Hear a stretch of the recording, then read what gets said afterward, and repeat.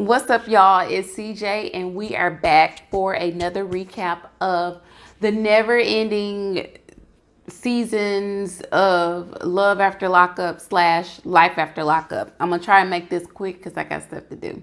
But before we get started, y'all always know, as usual, go ahead and thumbs up this video and make sure you subscribe to my channel. Also, make sure that you share this video. Share it on all of your social media platforms. That would be greatly appreciated. Now that we got all that out of the way, we'll go ahead and get started. Now, this is season 3, episode 45, and this episode is titled, Is He a Trick? And with that title, I'm pretty sure y'all know who they're talking about, but we'll get into that here shortly. I'm just going to start. I'm going to try and make it quick, like I said, but there wasn't a whole lot going on.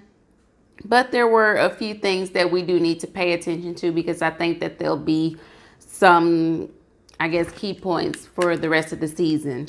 So let's go ahead and we'll start with Lacey and Shane. They're back. The baby is here. Cute little baby girl, I believe. Pretty little thing. Recap, bottom line, Shane felt the need to quit his job. Why did he quit his job? Because he said that Lacey's back was hurting and she needed help with the baby and needed help with things around the house. So he thought it would be a good idea to take income out of the house and quit his job, I guess. But what he did not quit was his gym membership because he manages to go to the gym for, as Lacey says, 10 hours a day. He doesn't look like, body wise, it doesn't look like he's been working out 10 hours a day, but that's what he told Lacey. But Lacey's not really quite buying it, and neither is her dad. Her dad thinks that he might be creeping.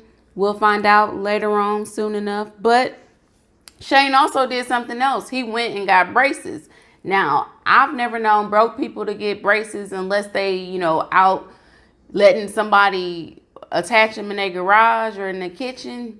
I know a couple of, hood dentists that may be able to hook them up, but I've never known anybody to be able to pay the $100, $200, or however much per month that the braces will cost, without a job. He even said he got them on a payment plan, but hey, Shane might know, the plug. He might know some things that we don't know, I can't afford them and I work. So he can afford them and he doesn't work. So Shane may need to teach me the game. But bottom line, he's not sleeping with Lacey. Lacey wants to know what's going on because she is in the mood for love and Shane is in the mood for sleep. So she plans to get down to the bottom of what's going on there. So we got all season to find out why Shane is not sleeping with Lacey and why he spends so much time at the gym. Next, who should we talk about?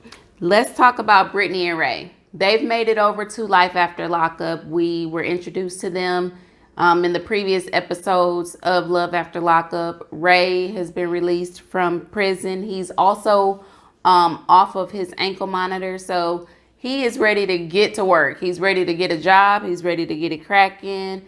But Brittany is ready for the ring. She wants the ring. She wants babies. She wants all of that in the near future. And Ray is not really wanting to take that route. He is okay with proposing to her, but he thinks that, we probably need to be proposed. We probably need to be engaged for a few years before we go down that line of marriage. And I guess he even said he was okay with having a kid, but she kind of wants to do things a little more in order. But I don't think Ray's just trying to marry her just yet. And so they go into a furniture store because they have broken the bed. I guess they've been, getting it in so much so that they have tore up the bed. So now they got to get a new one. So they're at the furniture store. And the man just kind of leaves them to it. They're testing out beds, trying to see which headboards would be nice, which ones they would like. And while they're doing this, Ray tells Brittany, he drops a bomb on her. He tells her that he owes over I think it was like 143 grand in restitution. And this is just a slap in the face to her. It's just like a shocking blow. She had no idea that he owed this money Well, you were too busy, busting it open in the Ring camera for him to see that you weren't having these necessary conversations. You dated a convict before, am I correct? I don't know if he had anything like that, restitutions or anything going on, but I think that you probably should have talked about more important things than living out this fantasy that you wanted. You wanted to have him home. You wanted the in-house dick, like as you said, and you weren't talking about the things that y'all needed to talk about. So now you're worried because you feel like, there may be a possibility that you may be responsible for helping him pay this $143,000 back. And obviously, you're like, this is going to ruin my credit. This is some things that can, mess up what I have going. I'm just like baffled at how these conversations weren't had. But I don't really expect for anybody on this cast to have a whole lot of sense when it comes to the true life after lockup. I think they just want what they want, and then they realize when these people get out that it's never the way that they quite, that they pictured it. But anyway, so that's pretty much where we left off with them. So then we'll go on to, I guess we can let's talk about Lisa and Stan. We'll talk about Lisa and Stan, y'all. Lisa and her zillions, or micros, or whatever we want to call these little blonde stringy things in her head, they're still at Stan's house. We see the scene opens up. Stan is at the table reading a newspaper, checking his stocks, I believe. I thought you could go online and do that, but we know Stan is like 80 and he is not quite there. He probably is very traditional and prefers to do things the old-fashioned way. And he had a real life newspaper or Wall Street Journal or whatever he had in his hand. He was looking at it, and she was still in bed. She gets up.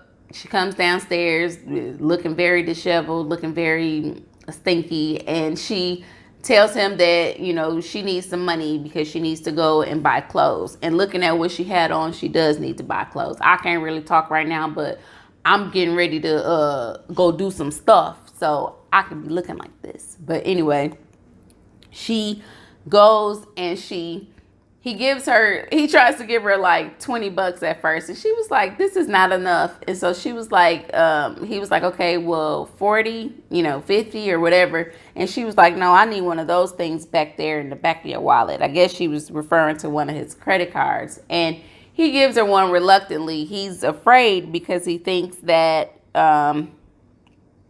she might, go buck wild with it. And it was like a $25,000 like limit on the card. So he was scared about that. But we see something else that I forgot to mention about Mr. Stan. We know Stan, he has a wild side for sure. I mean, he's got the sex dungeon in the basement with the freak, the jacket and everything.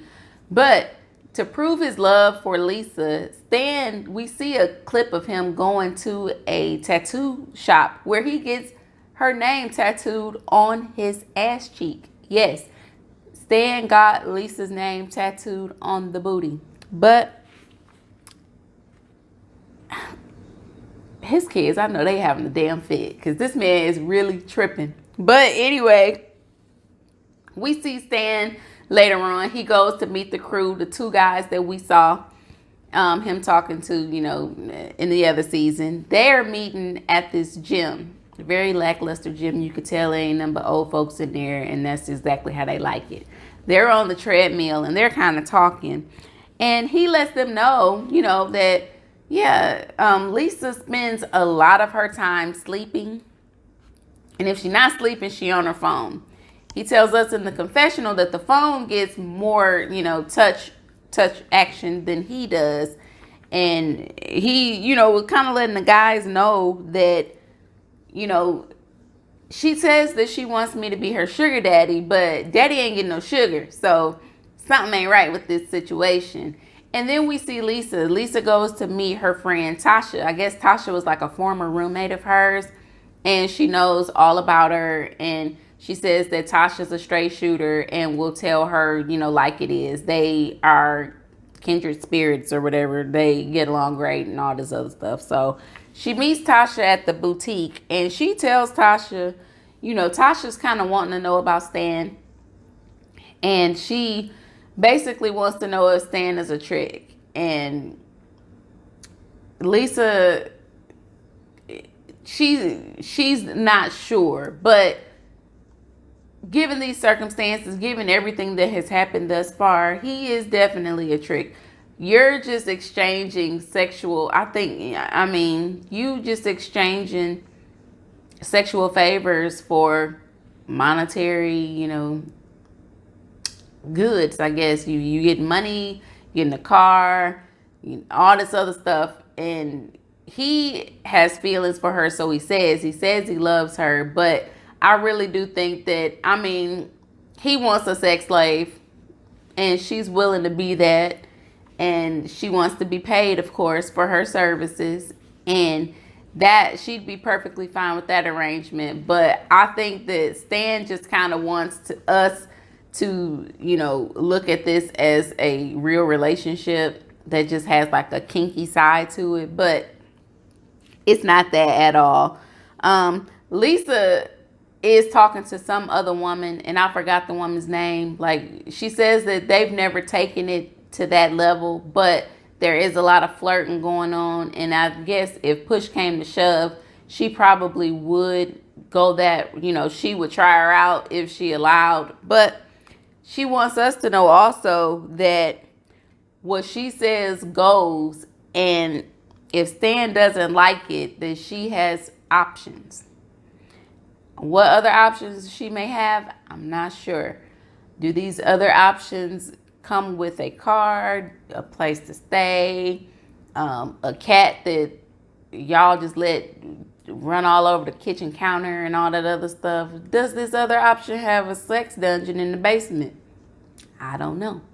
We'll find out. But I think that Lisa thinks that she runs the show, but I think that Stan could also just take it away, at the blink of an eye if he wanted to. And I think that's exactly the way he wants this relationship set up. But we'll see the foolishness with them as the season progresses. So we'll go to Marcelino and Brittany. These are familiar faces that we have seen season after season. They're back, and it looks like life is really good for them. They've been married for 3 years now, got a house, got a pool. The kids are growing up, very cute kids. The family is growing. But Brittany has been working with a group of, business partners, and they're trying to start this sober living facility because, like she said, we as in society, we want convicts to get out, and we want them to be, productive citizens. We want them to work and do all these other things, but we don't really provide the tools that they need to have that. We don't provide the opportunities. And she just kind of feels like this is her way of giving people that help that she didn't necessarily have, but, could have used to perhaps better herself when she got out of prison or when she was, dealing with her addiction. So they're going to start this sober living facility. While she's outside talking to Marcelino, Marcelino is already kind of iffy about the business partners. Like, he tells her, I trust you because you're my wife. And of course I trust you. I don't really know these people that we're dealing with, so I don't know them to trust them. So I do got my good eye on them, but you good. It's just the folks you working with, I don't really fool with right now because I don't really know them like that. So in the midst of this conversation, she gets a phone call, and she goes up front to take it, and it's one of the business partners. I forgot her name, but she tells Brittany, hey, all the money that we put up, this $80,000 total about that we all kind of chipped in and put into this account is gone. So Brittany was like, wait a minute, what? What do you mean it's gone? So she was like, yeah, the account is gone. I mean, the money is gone. And so she was like, well, who took it out? And so they said that Robert, who was another one of the business partners, he took all the money and ran. Well, turns out Robert's name was the only name on this account. So now they got to figure out where this dude went with the money. He is also an addict. So they automatically believe, he's out smoking up the money. We got to find him. We got to get our money. We got to get it. So she's freaking out because Marcelino doesn't know this. And of that 80 grand, he and Brittany have 8,000 of their dollars into this. And he was already complaining because he feels like they have better use for this money at this point. They have children. They need to put away nest eggs. They need to put away college funds because they've got children who will need that in the future. But she's freaking out. She got to get her, mind right. She got to figure out what to do. She needs to figure out what to do, where the money is and everything else before she tells Marcelino. So I think this is going to be a problem with her keeping this from him. I mean, he was already fussing. You might as well have told him it because, what's the worst that could happen? We know he going to tell you he told you. I would rather get it out on the front end than wait because, I don't know, he done already had to deal with the stuff with your mom. Now y'all dealing with the stuff with the money. And we know money does cause people to get divorces. So we'll see how this goes. And lastly, we got our favorite resident dummy. And that would be Shawn and Destiny. We don't see Destiny locked up. I guess Destiny ended up having to finish out like a year and a half of her sentence. I guess for the escaping or whatever she did, but she not here. She behind bars right now. And so he says that he does entertain her. Her phone calls. She calls every once in a while, and she's still on that same tip. She feels like, Shawn owes her. Shawn needs to give her money because she doesn't have any money behind bars, and he needs to stop being a dick and give her money. But Shawn said he ain't giving her no money because he got somebody else that he's giving money to, and that would be the inmate Sarah. Sarah was the one he was talking to at the same time he was talking to Destiny. But when things started getting a little serious with Destiny, i.e. Destiny getting out of prison, he decided that he was just going to, roll with Destiny and he was going to end things with Sarah. Well, we know how he and Destiny ended. So he ended up crawling back to Sarah, and Sarah in jail. She ain't got shit else to do. So she went ahead and took him back. Now, something else that this dummy did, he quit his job. He another one of them that quit his job. He decides to meet with his baby mama, Kelly. We remember Kelly with the fire red hair. He meets her at a nice restaurant because he wants to break the news to her. He not only tells her that he quit his job, but that he's moving across the country to Ohio to be with said inmate Sarah. Kelly is like, what the hell, dude? What the hell? She is just like completely flabbergasted because this man, again, is abandoning and neglecting his children for a woman that he does not know. And he is just like, no, that's not the case. This is different and all this other stuff. How is it different? You're doing the same thing with just a different woman. Now, he lied. He straight up lied, as a matter of fact, because we remember when he was telling little Kelly, the daughter that looks exactly like the baby mom, when he was telling her and Kelly that, he was done with that. He was never going to do this again. No sooner that he told them that lie, he probably turned right around and did the same thing. But anyway, he tells us that you know, he has only spent about $6,000 to $7,000 on Sarah, whereas he spent about $30,000 on Destiny. We remember he bought Destiny cars, shoes, let her go out with the credit card, going crazy, XYZ, all that. But anyway, you know, Kelly, she ain't got no interest in meeting this girl. She don't want nothing to do with this situation because she knows that he is just making a mistake and just being stupid. Just stupid. There are no other words that I can think of but stupid, dumbass, idiot. I mean, he is all of the above. But something else that Shawn has failed to do, other than, you know, be a decent father to his children, he's also failed to tell Miss Sarah about his children. So she doesn't know that he's got kids. I'm sure that's going to be a problem. If she is any kind of a woman, she should have a problem with him withholding this information from her. Also, you know, him leaving them, but we'll probably meet her later on in the season.